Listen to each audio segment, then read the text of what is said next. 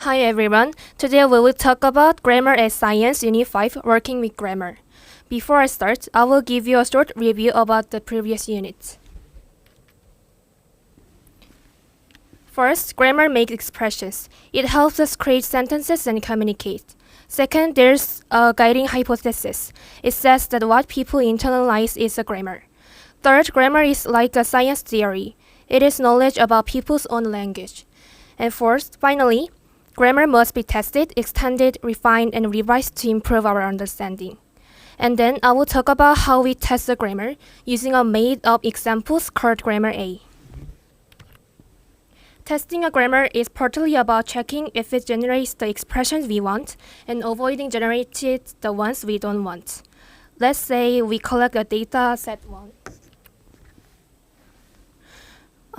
from someone's name Jones. It contains sentences like Bart ran, Homer sleeps, Maggie crawls, but also includes incorrect ones like ran Maggie, crawls Homer. Now we create a set of rules called Grammar A. Grammar A includes rules like sentence followed by noun followed by verb, or sentence followed by noun followed by verb followed by noun, or the sentence followed by noun followed by verb followed by noun and noun. It also has a list of nouns like Homer, Marge, Bart, and verbs like sleeps, chased, and handed. We then check does Grammar A generate the good sentences and block the bad ones. If Grammar A can generate Bart saw Maggie or Marge handed Lisa Maggie and cannot generate Marge Bart SLH sent, then it passes the basic test. But that's not all. Grammar A also predicts new sentences, like those in dataset 2. Homer ran, Bart sleeps, Lisa crawls. Since they are generated by Grammar A, it predicts Jones will say they are well-formed. On the other hand, sentences like sleeps, Homer, or sent Marge, Bart, SLH are not generated by Grammar A, so it predicts Jones will judge them as ill-formed. In short, Grammar A helps us make predictions about people's judgments. If a sentence is generated by Grammar A, it is likely judged grammatical. If not, it is likely judged ungrammatical. This is how linguists test whether a grammar matches a speaker's internal knowledge of language. Okay, so as Kayan said before, once we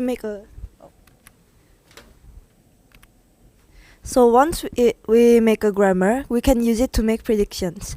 That means if our grammar creates a new sentence and we expect a native speaker to say that sentence sounds good, which is well formed, and if our grammar doesn't create a sentence, then we expect them to say that sentence sounds wrong, which is ill formed. So when we say a sentence is well formed or ill formed, we're not just saying if it looks right, we're actually using it to test our theory. If our grammar makes good predictions, it's probably a good grammar. If not, we'll need to fix it. To test our theory, we need this process to work. First, we start with some facts, like example sentence that the native speaker thinks are correct. Second, we make a grammar to explain those sentences, and then that grammar also makes new sentences that weren't in the original examples.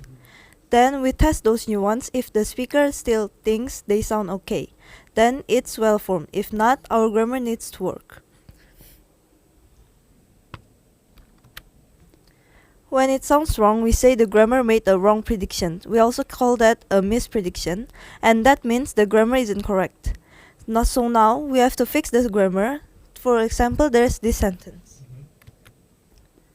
Bart calls Maggie. So sentence is followed by noun plus verb and noun. So it grabbed Bart as the subject, which is a noun, crawls as the verb, and Maggie as the object, which is a noun. And put them together, Bart crawls Maggie. Grammar A allows this sentence, but it still sounds wrong. Why? Because the verb crawls doesn't need an object. It can't be followed by a noun. You don't crawl someone, you just crawl. So it's Bart crawls, not Bart crawls Maggie. We can say this grammar is too simple. It lets any verb to go with a subject and object, even if it doesn't make sense. We need to revise the grammar to fix that.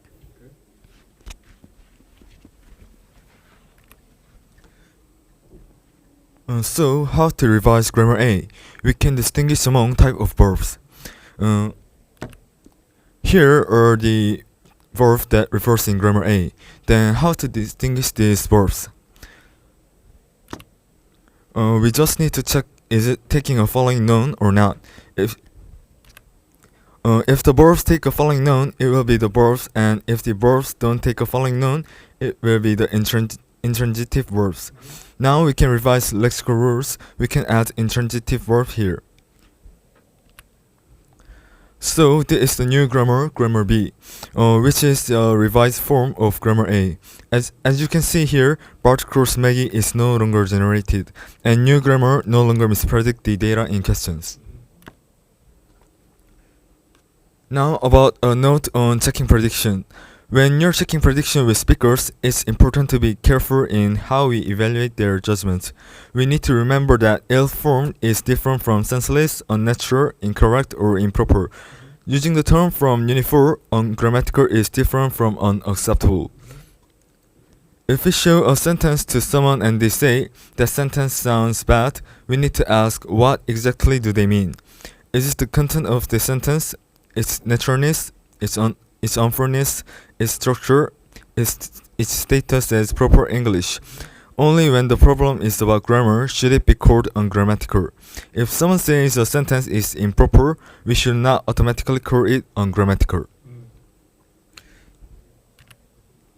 Now, let's talk about extending a grammar, what it means and why it's important.